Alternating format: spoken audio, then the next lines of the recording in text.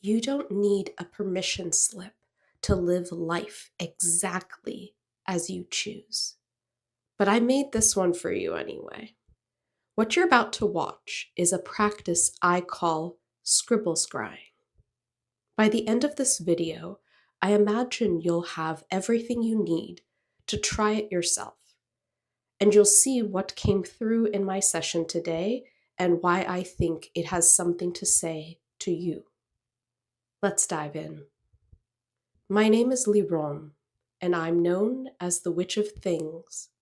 I work at the edges where imagination becomes real, where things living in our inner worlds are manifested into physical form.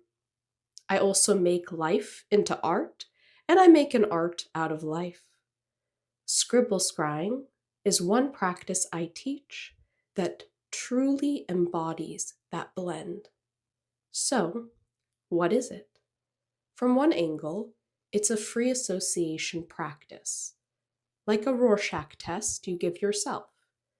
You let your hand move without thinking, without a plan, and then you look at what appeared. The images that emerge are the ones your deeper intuition is ready to show you. From another angle, and this is where we get deeply witchy, it's a receptive, mystical practice. You're creating the conditions for something from your center, your source, to rise up and show itself to you. The capital S self speaking through to your lowercase s self. Today, what rose up was a message about permission. Before I move into the practice itself, I want to show you how I prepare, because the preparation is part of the practice. Think of it like setting a beautiful table for a dinner date, except the date is with yourself. You are the one you're meeting here. So make it beautiful, make it aesthetic, make it feel like it matters, because you do. This is your first permission slip to do this your way. Today I'm working with incense of cedar wood and Palo Santo, clearing the field, setting the intention that what comes through arrives cleanly.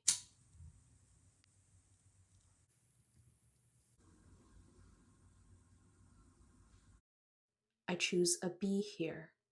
The bee attunes to something alive in me right now, a creative buzz, a connected flow to something larger. Bees build in hexagrams, 6 sides. 6 is the number of consistent, rhythmic, creative steps. There's something in that geometry I felt a call to bring with me today. I have a shell wand given to me by a very powerful alchemist.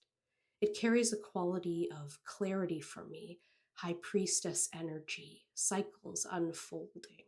This courts with fractals and inclusions, speaking to me about deeper messages below the surface. But mostly, giving myself permission here to play and choose what's true and fun for me right now. You don't need any of these things. There's no rule book. What you bring to the space is what your heart responds to. Whatever tells your body, heart, mind, nervous system, this moment is sacred. I am here. I am listening. Once the space feels ready, I drop in. Breath is the entry point. Breath is like a wave, and you can follow this wave through the channels of your body, finding what needs attention, what needs softening, and where you'll find your center. At minimum, I'll invite you to take 3 breaths. That can be all it takes to ground in. For a practice like this, I direct my attention towards the heart. Scrying is heart-sourced. What comes through isn't from the thinking mind. The thinking mind gets quiet here. What rises up comes from somewhere deeper than that. This is you giving yourself permission to actually arrive. When I am centered and ready, I go to the page. I let my hand move exactly as it wants to. There's no plan, no image I'm trying to make. The mind stays quiet. My hand is just moving with the flow, as if it's moving by itself, almost a surrender to the movement. When the scribbles feel complete, I stop, and then I look. I let my eyes soften. I let the image find me rather than hunting for it. Receptivity is key here. I'm open to the question, what is already present, ready to rise to the surface? Today, what's coming through for me is a dragon. From a logical perspective, it's not surprising. I've just come from a dragon meditation. I'm currently in a very powerful container working with dragon energy. That field is alive in me right now. But that's actually exactly how this works. What's most alive in you is what rises up. It's not random, it's actually accurate to your moment. So, a dragon. Let's dive deeper into the symbol here for a moment, because this carries something I think belongs to you too. There are two very different stories about dragons depending on where you look. In the Western story, the dragon is the enemy, the obstacle, the thing to be slain before the hero can reach what they want. But even in that story, it's a force of nature, a force to be reckoned with, authority. But in Eastern philosophy, specifically in Taoism, which is a tradition I study very often, the dragon is life force itself. It is creative power moving through the world. It is the authority that comes not from rank or from permission granted by someone else, but from being fully, unapologetically alive. The dragon doesn't need permission to be what it is. The dragon is the force of nature. And the dragon is a shapeshifter. It doesn't hold to a fixed form. It can appear in many expressions, moving through many channels. It isn't rigid, it flows with the world around it. In the Taoist framework I work with, the dragon is the yang principle within the great balance, the creative current that moves with, not against, natural order of things. It's confident with its authority, but it's not dominating, not a willful conqueror. It's moving with what is ready to become. I also found a calla lily in the scribble today. The calla lily grows in marshes, in murky ground, springing up in pure form from the dark depths. It holds both the masculine and the feminine in one form simultaneously. The rising column and the open vessel, all as one flow, whole, complete, and balanced. A deep symbolic thread the calla carries across almost every tradition that worked with it is the passage between death and rebirth. Because it understands those aren't opposites, they're the same movement, seen from different points on the spiral. So together, a dragon and a calla lily, unashamed life force, and what rises from the depths and opens anyway. Power and wholeness, your truth, what you already are and know deep in your bones, making its way to the surface.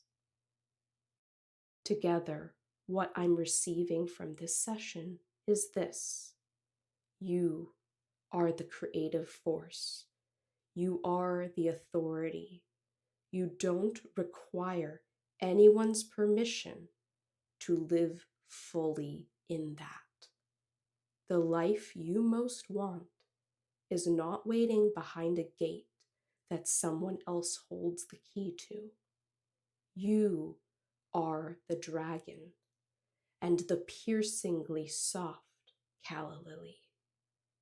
Power, balance, and grounding ready to come through from the depths. Ready and complete right now to be audacious as you are, as you let yourself be. So, here's what I want to leave you with. You don't need a permission slip. You never did. But sometimes we need a practice that helps us remember that. Something that creates enough space and silence for the deeper knowing to actually arise, for the truth of you to speak out into form. Scribble scrying is one of those practices I enjoy and use to guide others. If it's singing to you, give it a go. You can move with 3 centering breaths, a blank page, a setup that delights you, letting your hand move, then looking at what appears, letting it share the message without expectation. If you want to go deeper with me, I offer custom scrying sessions. I do this practice on your behalf and bring forward what comes through. You can reach me at the email I share below to explore that, or you can ask about any custom work. I also create and offer art that carries specific symbolic, alchemical activations and attunements. Prints, stickers, garments, those are at thewitchofthings.com. I also have something new brewing to come forward soon, a multi-week experience I'm building for creators who are ready to bring their visions into physical form.